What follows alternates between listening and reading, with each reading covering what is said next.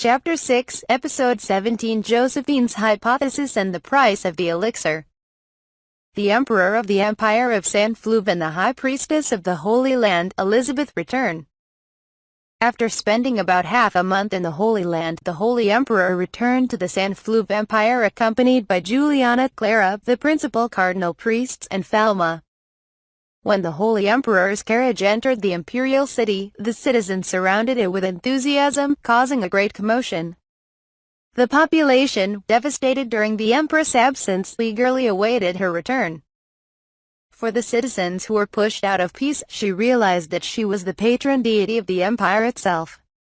One by one, people followed her, like a child waiting for her mother to come home. "Your Majesty Elizabeth! Your Majesty Elizabeth! Are you back at last?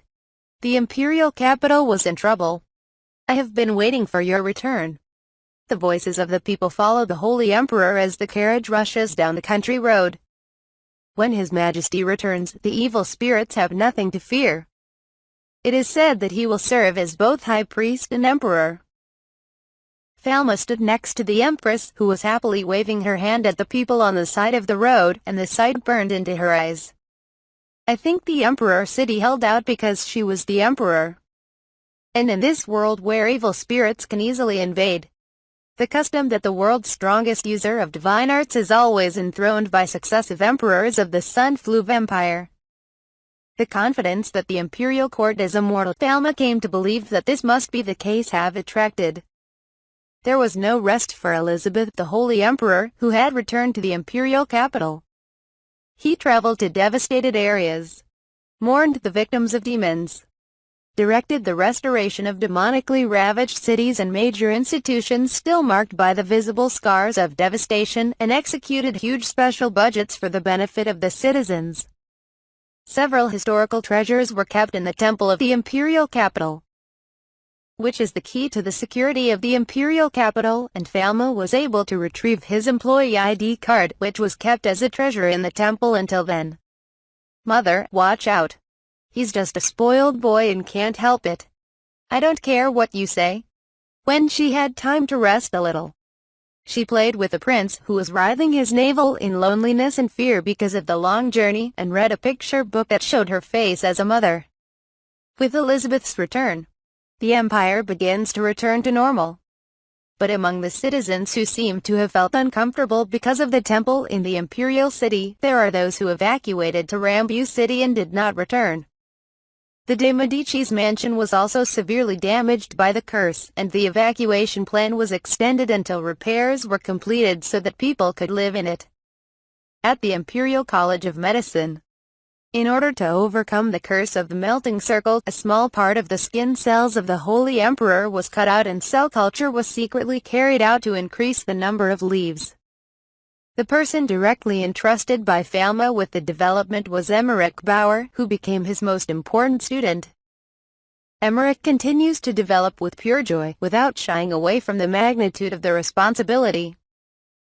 Falma, who had returned to Imperial College of Medicine, exclaimed to Emmerich, the students, and the technical staff who were still working, "Thank you for your hard work." "Emmerich, how are you?" "Hi, Professor. Look, you're doing great. How much have you grown since then?" "Yes, we will reach the target area in a few days." Bacterial and viral infection tests are also negative. As Falma entered the incubation room while appreciating Emmerich, who clearly had praise me written on his face, Emmerich showed Falma the layer of cells growing in the constant temperature incubator equipped with divine magic circles. Special cultivation equipment was not disposable, and Melody was assigned to make it. "I'm impressed, you've grown." Falma and Emmerich check it under the microscope, counting it and roughly estimating the number of cells. "It's doing well. I'm glad that the nutrient cells that support the cultivation of His Holiness epidermal cells and the sterile environment in which to cultivate them are safe." Is it not true? If it had been contaminated by evil spirits, it would have been difficult to decontaminate it. This is because the students and faculty remaining at the university have banded together and risked their lives to protect the university. Among them are Bruno, Emmerich, Josephine and Professor Casper, who has lost his divine power. Besides, you've been working hard on your research. Excuse me. When I returned to the student room in the lab, Josephine, who seemed to have finished her work as a veterinarian, joined me. She had also volunteered to help Emmerich with his experiments. Hello, Professor. I have some time today. Well, let me explain my future plans. As soon as this cell is ready, I will transcribe the melting circle on the empresses back into the cell and analyze the cell's properties. This is how you transcribe a melting circle, which is already known to be an infectious disease. First, make and bind an antibody that labels the source of infection, which is the melting circle. By applying a voltage from outside, the antibody is transferred to the epidermal cell layer and the source of infection is transferred from inside the body to the environment outside the body. It cuts off the curse from the empress's body. Emmerich, who was organizing the cell information together with Falma and Josephine, frowned with effort. What's wrong, Emmerich? You look funny. I have no objection to this strategy, but I do have one concern. What? This may be a layman's question, but when and how did His Holiness melting circle manifest? It is because the predecessor has passed away. That's not an answer, but right now we just know more. The trigger is the death of the predecessor, and we know it is an infectious disease. Falma imposed a gag order and told some of the students involved in cell culture about Elizabeth's condition. The two are burning with mission to save the Holy Emperor's life, but Emmerich seems to have something he doesn't understand. The High Priest and His Majesty have not come into contact with each other, have they? That's right. Because of the death of the High Priest, the melting circle was infected and manifested by Her Majesty Elizabeth. How did the melting circle realize the death of its predecessor and transfer to the back of His Holiness? That is a difficult question. Also, we are planning to transfer the source of infection to a cell layer and cultivate it, but is there a possibility that it will infect us? I'm thinking about doing the post-infection work. Fortunately, I haven't become infected. Even if you don't develop symptoms, you may have a latent infection, right? Emmerich's sharp jab exploded, but Falma had put that part aside, too. It's easy to blame the grave guard for the origin of the infection, but it doesn't make sense. It was the words of Josephine, a veterinarian and student of Falma's who had been observing Falma's work, that tracked Falma's dead-end thoughts. I'm sorry if I'm wrong. Tell me what. Falma encourages free opinions. I don't think this phenomenon resembles bees or ants. What do you mean? When an ant or bee queen dies, a new queen is born. It is exactly the view of a veterinarian from another world. Falma, who was a pharmacist, had forgotten about this phenomenon because he thought it was a contagious disease. Especially not about the one who is not familiar with the zoology of this other world. Needless to say, Josephine knew more about it. On Earth, there are not only insects, but also several species of mammals, such as rats, which have a eusociality, consisting of social groups of animals with a sterile class and a limited number of reproductive individuals. Falma does not know whether he is in another world or not, but on Earth there are eusocial animals like naked mole rats. In his previous life, Falma had the experience of being involved in genetic analysis for aging research on this mouse. Naked mole rats live 10 times longer than normal mice, are highly resistant to cancer, and can survive anoxia, making them familiar research animals for pharmacists. Naked mole rats also adopt a eusocial lifestyle like bees and ants, but when a breeding female equivalent to a queen bee or queen ant dies, only one in the same nest becomes a breeding female.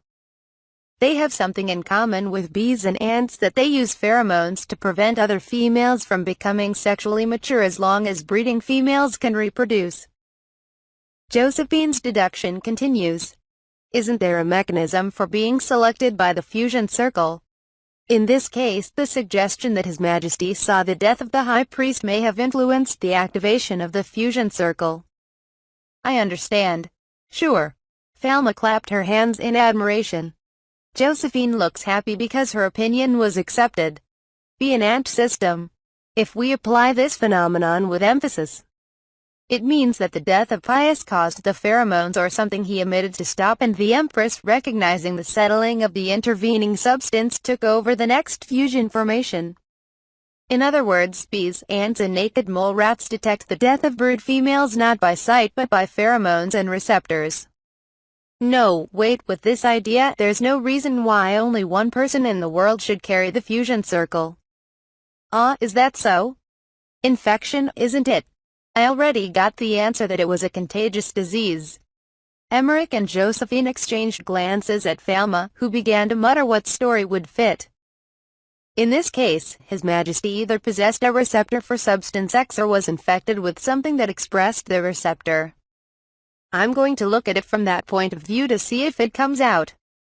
By comparing the Holy Emperor's genomic information with that of an ordinary user of divine art, it may be possible to discover the existence of a receptor for substance X.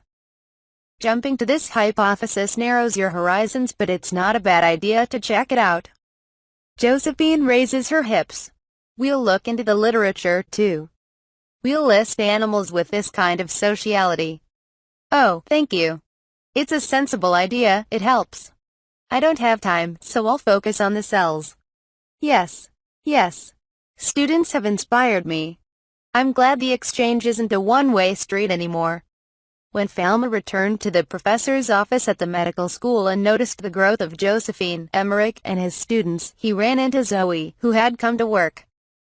Zoe-san, it's been a long time. I'm sorry for leaving your place for a while. It's been a long time, Professor. How long have you been here? It's been a while since I went to work during the day. Falma, who had returned to the imperial capital at night, sneaked into the professor's office at midnight and left a note on Zoe's desk to inform her of her duties. Zoe looks happy when she sees Falma's face. I would like you to schedule a meeting starting this afternoon, is that okay? I'm sorry. To whom? The person Falma wanted to meet was Professor Casper. When I visited Professor Casper's office at the appointed time, the old professor was engrossed in reading material stacked high with books. I didn't expect you to come all the way here, young Professor Falma de Medicis. I'm sorry to have taken the time. Professor Casper's tone is the same as usual. But it is the same and not the same as before. For the visit, Falma presented tea confectionery that he had chosen after knowing the professor's taste. Well, it's my favorite, he said. I asked the secretary about the professor's preferences, he said. Oh, there's no problem with your body, I'm worried about you. Because of Bruno's forbidden art, she lost her divine power for the rest of her life. I heard that Bruno had barely broken the veins, but Casper wasn't sure. Falma, who had heard of it, wanted to meet her in person to see if anything could be done with her mythology. I wonder if you were worried about that. That's all. I can, but I have no hope. Professor Casper closed his eyes and Falma examined the nerve veins, but it was true that there were no nerve veins left in her body. It seems that the veins dried up and closed completely. Falma had broken the closed state of the veins, but now there is not even a trace that they were closed. In this state, even Falma could do nothing. She had become a perfect commoner. Professor Casper asks Falma jokingly, because he's at a loss for words. Does it look like it didn't work? Yes. Foo, please don't make such a face. The training I've been doing lately has become too much trouble. I lost all my strength.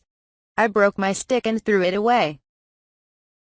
Professor Casper, who spoke indifferently, no longer even carried his walking stick, as if to prove his determination. Because it is unnecessary for a professor who has lost his divine power. I don't think I'll have problems with food, clothing, and shelter right away, but there's no doubt that my property will be confiscated and I'll be expelled from the nobility. If you have any inconvenience, please come to my house. I will welcome you. The de Medici's family has the luxury of having an old scholar as a guest.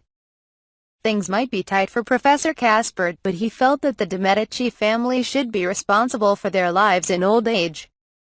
Professor Casper, however, laughed at Falma's concern, as if his shoulders had lost some strength. It will not cause any trouble. Even though I am no longer a noble, I am a scholar. Even though I don't rely on divine arts, I'm not ashamed of my academic path. The sly old professor did not seem to like sympathy. I will never forget the professor's wise decision and the feat he accomplished to save so many people. Thank you. Please don't feel sorry for me if you feel that way. I don't want you to feel unhappy either. I understand. Well then. It's cold here, so don't catch cold. Falma nodded and pulled back while swallowing his muffled words. Just as I was about to leave quietly, Professor Casper uttered a remarkably strong word. Instead, Father's curse is more serious, but I wonder what happened. I heard that your father did not lose his divine power. Professor Casper turned pale to Falma, who did not understand the situation. Yes, but if you use divine arts even once more, your body will decay and die. That kind of curse, Father. It took Falma a while to fully understand Professor Casper's words. The Elixir Haberator was a medicine that protected citizens from evil spirits.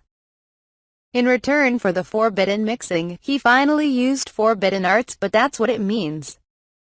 There is no convenient forbidden technique that does not cost the operator. If there is such a thing, it is not forbidden.